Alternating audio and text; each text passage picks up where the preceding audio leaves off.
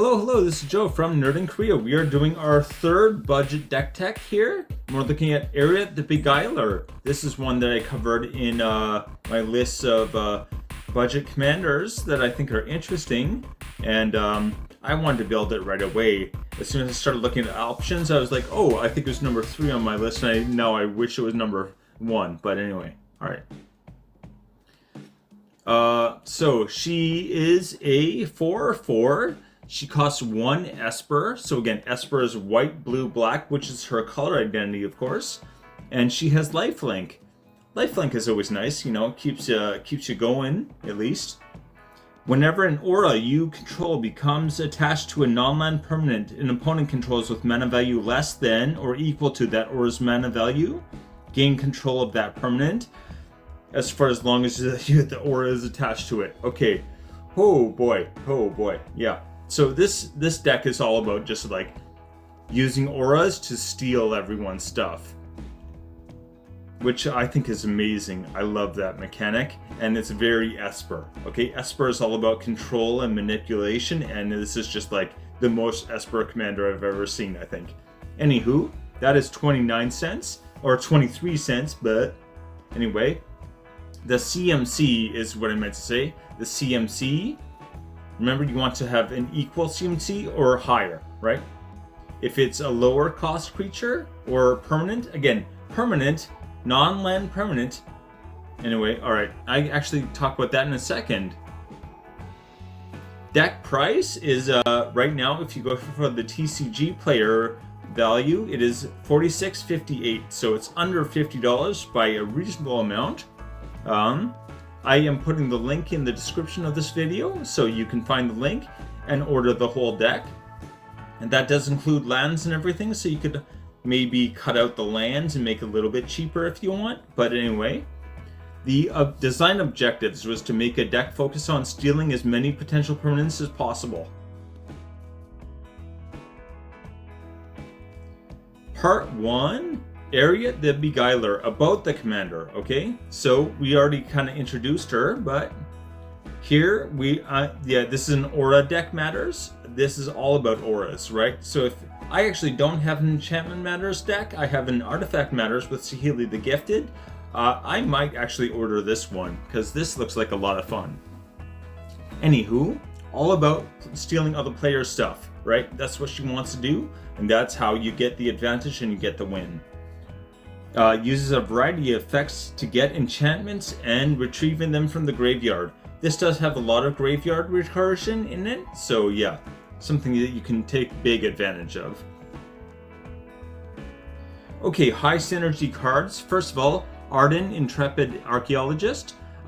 This one, at the beginning of every combat, you can basically you can move any number of enchantments or artifacts to any creature you want. This does not specify your creature, so you can move an enchantment from one of your creatures or from any creature to any other creature. So basically, at the beginning of combat, you can steal anything you want as long as you have an enchantment down and it has equal or greater mana value.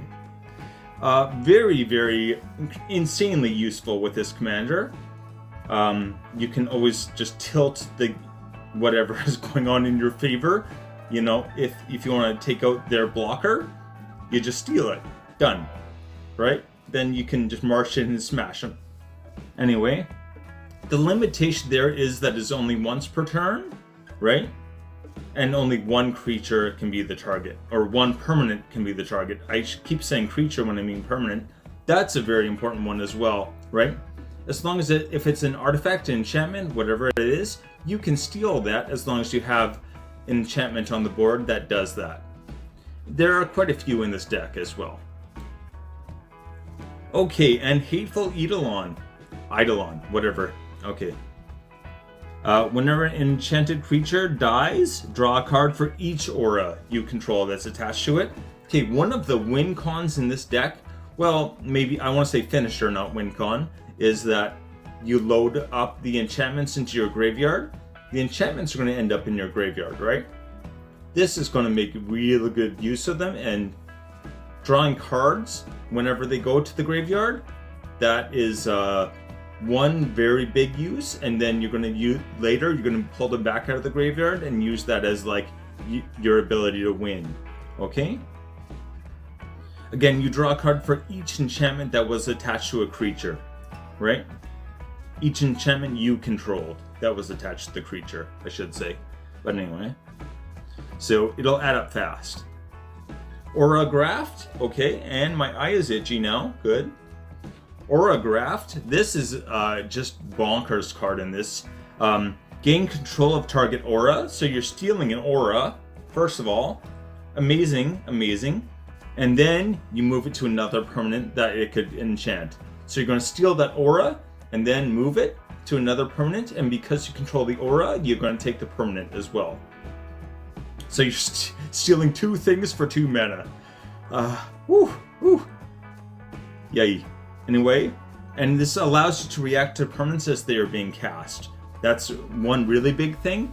Is like as soon as someone casts something, if you're like, oh, I want that, this gives you a means to hopefully snatch it right away. All right. Maybe before they're able to really get any good use out of it. But anyway, Doomwake Giant. This is another huge one. ETB. This gives all of your enchantments ETBs as well, as long as it's on the board. When it comes in, it gives all of your opponent's creatures -1/-1, and every time you cast enchantment, they get another -1/-1. This is a one-sided board wipe very quickly, right? You're going to start casting more and more enchantments, and it is enter the battlefield, not necessarily cast. So yeah, when you have one of your, like, what I'm calling their finishers, pulling a bunch of enchantments out of the graveyard, if he's on the battlefield, it's just going to be a whole pile of -1/-1 counters, or not counters, but until end of turn, -1/-1s going on all of those creatures. So your opponent's stuff is just going to melt. They're going to have no defense all of a sudden, and then you can just like go in and like get the win pretty easy, I think. Zur the Enchanter. Okay, first of all, flying, some evasion on this guy's great. And whenever he attacks, search your library for an enchantment card with mana value 3 or less, then shuffle. Alright, so you're going to take an enchantment card with mana value 3 or less. There are plenty in this deck. Okay, there are a whole bunch of really good ones with a low mana cost. Again, you're going to also have ones like, what is it called? Not Fool's Demise. I'm thinking, oh, is it? Yeah, Fool's Demise. I'm pretty sure that where, like, if it goes to the graveyard, it's going to bounce right back to your hand. So once you get that onto a creature, it's just going to keep bouncing back to your hand, cast it again, bounce back to your hand, cast it again. So you're going to be able to just keep snatching things with that. You can get whole lot. You should have a list in your head of creatures or of enchantments that you want to be searching for. Tutoring with Zur. And, oh good, my thing isn't responding. Cool. Archon of the Wild Rose. Alright, I think in a lot of decks, maybe this isn't crazy impressive. In this one, it really is. Gives other creatures you control. Again, not creatures you own, creatures you control. In this deck, that is very, very important to have something that says you control. Alright? It gives them base power 4/4 and flying.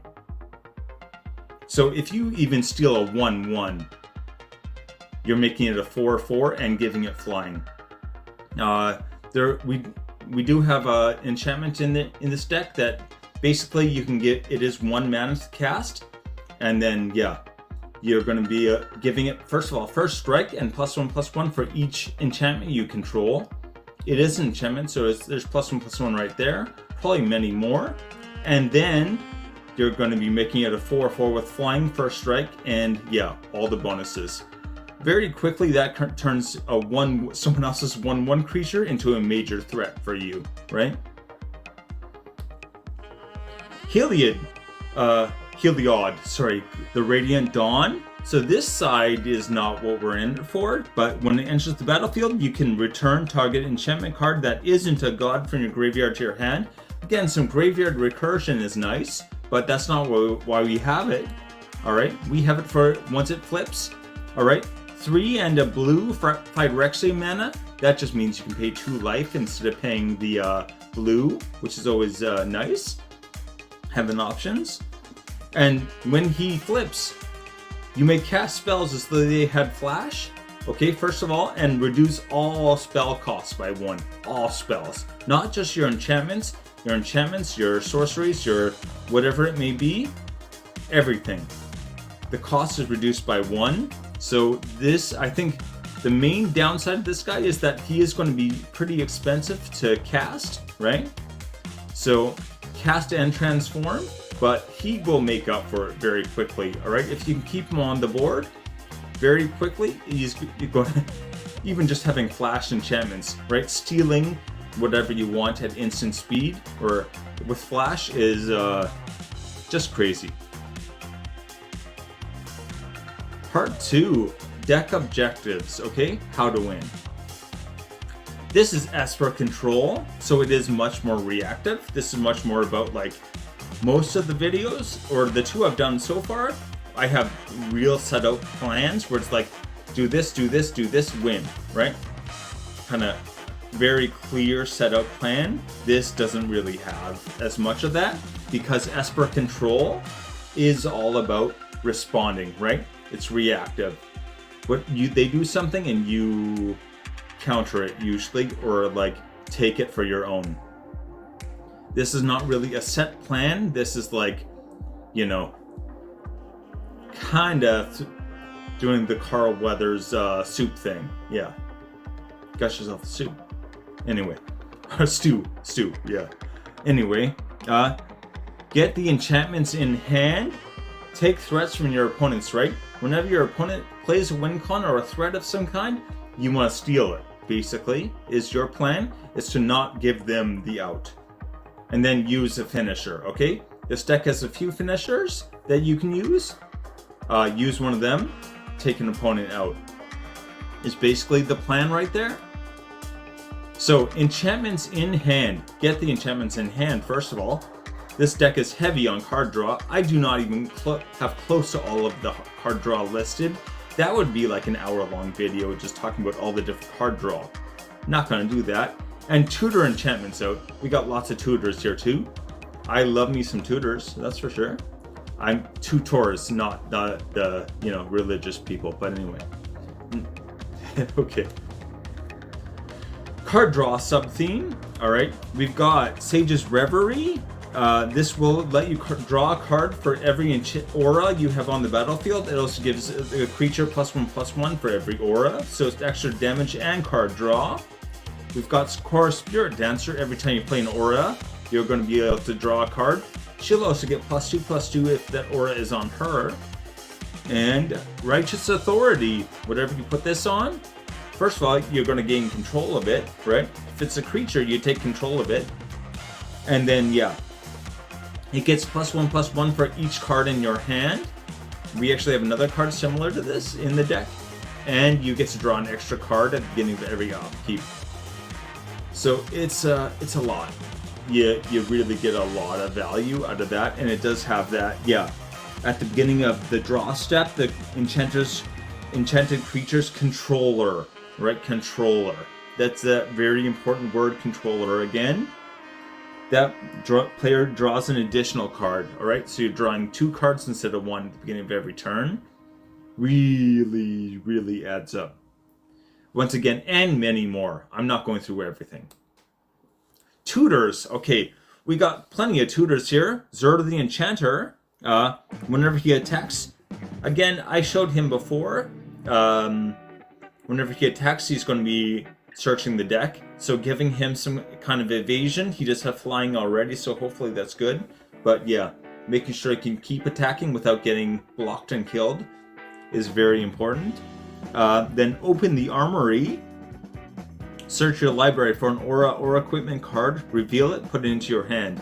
Shuffle your library. Very, I think almost maybe very blunt, very obvious, but great card to have in this deck.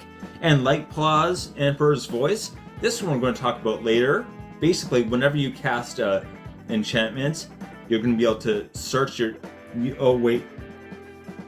If you cast it, you may search your library for an aura card with mana value less than or equal to that mana card with a different name than each aura you control. That, in the singleton rule, kind of takes care of that. Anyway, put that card onto the battlefield attached to Light Paws, the Emperor's Voice, then shuffle. Okay, so this is going to, you can keep tutoring things out, but the auras are only going to attach to him. So there's the downside right there, is that these can be, I think there's two ways.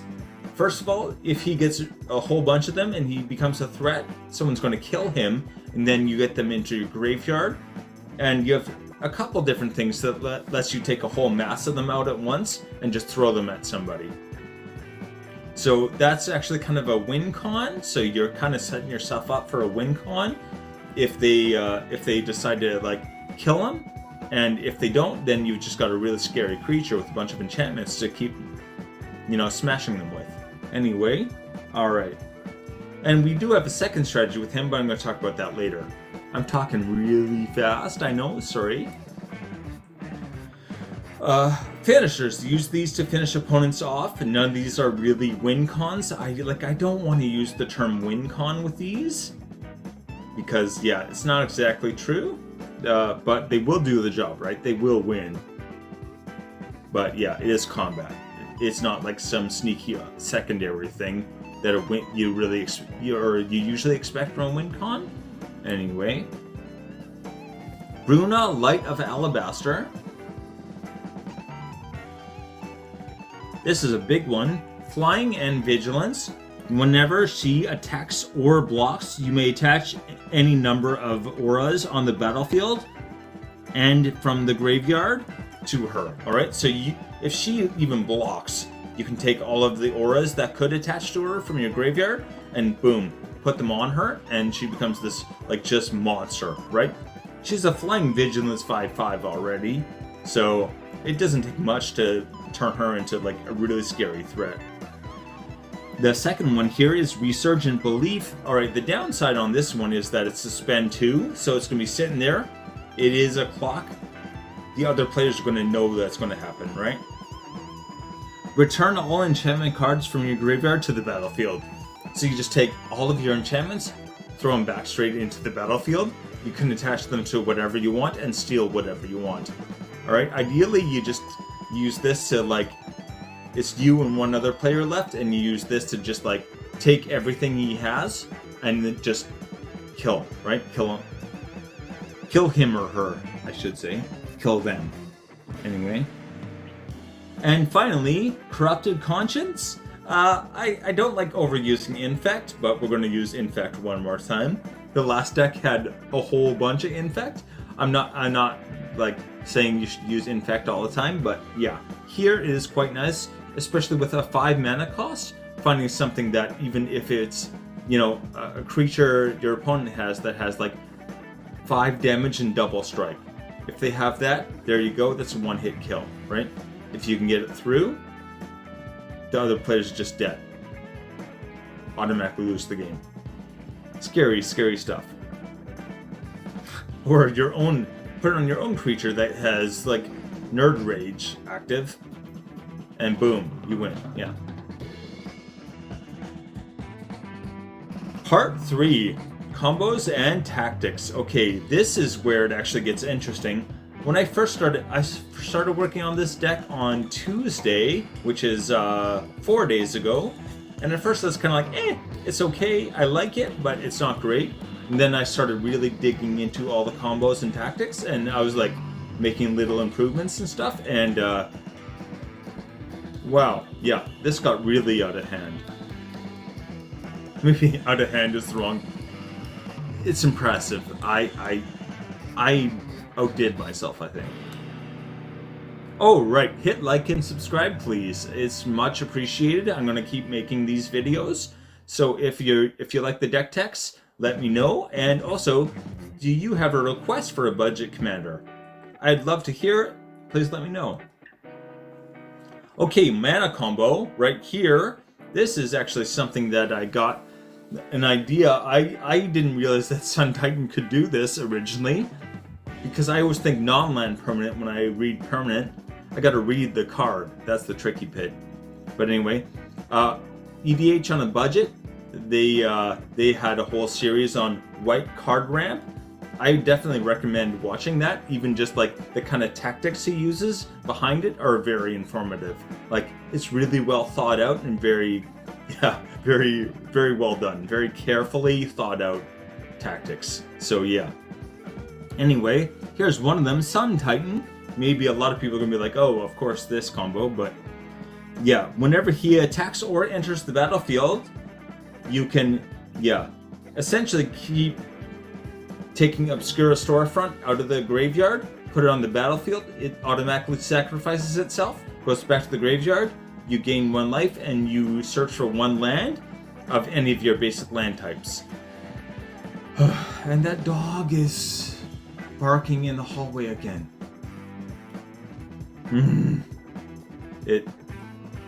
I never hear the dog unless I'm recording.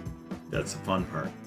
Anyway, you can just keep doing this over and over and over. And remember, when you're taking something out of the graveyard with this ability, it does not count toward your limit of lands per turn, right? You can play an island and then use this, and then, it'll sacrifice and you can search out whatever, basic land you want. It does come in tapped, but that's still like the next turn you're going to ramp. It's always the next turn you're ramping, right? It adds up fast, okay? And the tutor combo, I alluded to this before. Light Paws, Emperor's Voice, and Arden, Intrepid Archaeologist. These two together, even apart, I think they work very, very well in this deck. Together, they get pretty crazy, right? So you cast an enchantment. These two are on the battlefield. You automatically search for any enchantment you want that has the same or lower mana cost, and you attach it to Light Paws. And then battle, as soon as combat comes, at the beginning of combat, you can take that enchantment and put it on any creature you want, and or any permanent you want. I keep saying creature, any permanent you want. It does have to be a legal target, but then you're going to steal that permanent. Again, non-land. The only limitation, she can't steal lands, which is fair, probably. But anyway, kind of sad. It's just such a powerful combo. Oh, oof. And card draw. Alright, there's a lot of synergy with card draw in this, and card draw is welcome in any deck, and this deck does it really well and makes a lot of it. So Nerd Rage, first of all, great name for a magic card, but anyway. When it enters the battlefield, draw 2 cards. Always nice to have a card draw. And for 2 and a blue, even drawing 2 cards is not that bad. But anyway, you have no maximum hand size. As long as this is on the battlefield, no maximum hand size. And if you have 10 or more cards in hand, when it attacks, it gets +10/+10 until end of turn. So this is going to increase your damage output by 10. That's huge.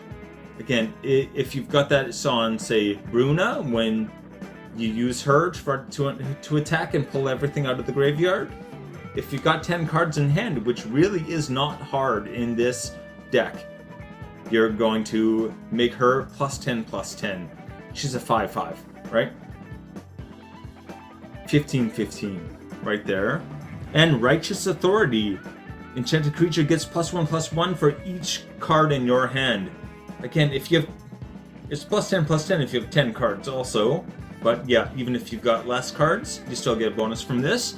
And at the beginning of each draw step, you will draw an extra card. We already talked about this one, I shouldn't review.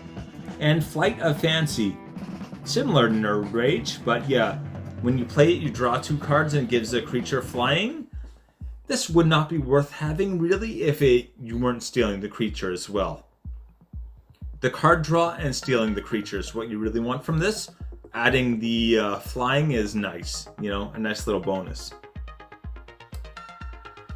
Okay. Fallen Ideal, that's the name of the card I was trying to remember before. But anyway, Fool's Demise, 2 in the hand. Okay, I'm calling this 2 in the hand. Cards, enchantments that will just go straight back to your hand, not go to the graveyard. Okay? You do want to load up your graveyard, but you also want to be able to have things in your hand to keep casting, right? These are things that you can keep casting. So when enchanted creature is put into a graveyard from play, return that to the battlefield under your control. This is really amazing, partly because board wipe. If someone casts a board wipe, you still control whatever creature you have, right? They got to exile it, basically. And also, when this is put into a graveyard, it goes straight back to your hand. So this is an enchantment that will just keep bouncing from your graveyard to your hand, and it also keeps creatures on the battlefield under your control. Alright, so if you steal someone else's creature with this, it dies. The enchantment comes back to your hand, and it comes back to the battlefield and is still under your control. Fallen Ideal, again, this allows you to sack at instant speed. That is super important. If someone's about to kill your enchantment to get their creature back, kill their creature, right? Respond by killing their creature. Which isn't very nice, but it's strategic, right? Also, when this, anytime this goes to graveyard, back to hand right away. And Necrotic Plague, this is probably my favorite one. It is going to, you cast it, you're going to steal the creature, and at the end of that turn, the creature dies, Necrotic Plague goes to the graveyard, and automatically goes to another creature. So you're just going to keep stealing creatures and auto-sacking them at the end of turn. Over and over and over. So you're kind of just wearing out whatever they have. You're just going to keep burning through all of their creatures. Very, very useful. Mean, but useful.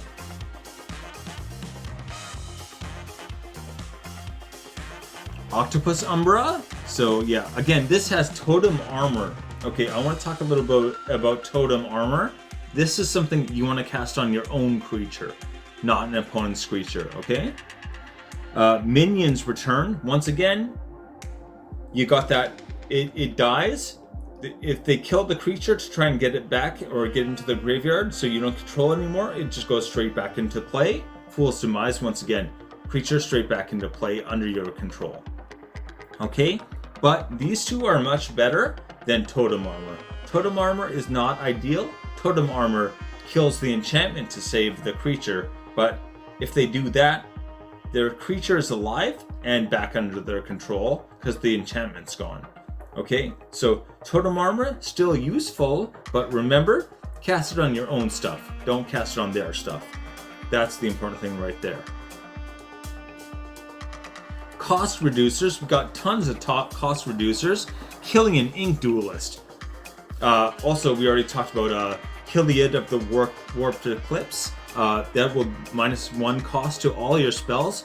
Killian makes you any spell, once again, not just in auras, not just enchantments, any spell that targets a creature, any creature, not your creatures, not an opponent's creatures, any creature. It costs 2 less. 2 less per spell. Oh. Yeah.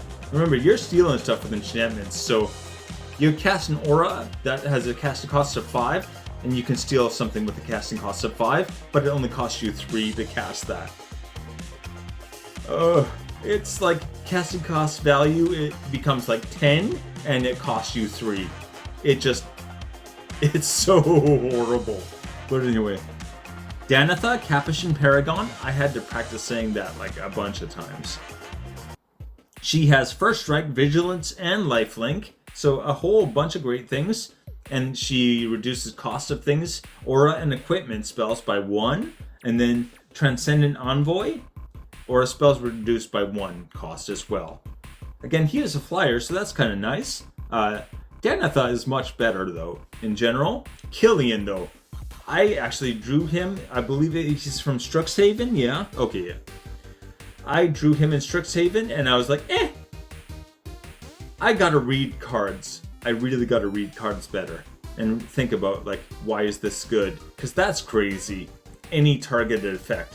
Again, if you're casting any of your targeted removal, we have plenty of targeted removal here. That's reduced by 2. As long as it's one creature, target creature, You're reducing the cost by 2. That's crazy. I think he could almost be a decent commander. But anyway. Evasion and theft, okay? So, one really big strength here is stealing something is good. Giving it evasion so that they cannot be blocked, right? You can steal their best blockers and then use the blockers to attack them. So again, this Angelic Destiny does that thing where it goes to the graveyard and bounces straight back to your hand, first of all, but it also gives +4/+4, first strike, and flying. Also becomes an angel, because why not? But yeah, oh boy. For a spell that you can just keep casting as well, like, that's a whole lot of value. Flying first strike is a scary combo. But anywho, Spectral Ward gives +2/+2 and has protection from all colors. Amazing evasion, they cannot block you. Any kind of colored creature cannot block you. I guess maybe they have an uncolored or a colorless thing, but you know, easy enough to avoid that probably. Anywho, yeah, that also this just does not affect auras. This effect doesn't remove auras. That's very important in this deck, obviously. Finally, Protective Bubble. Okay.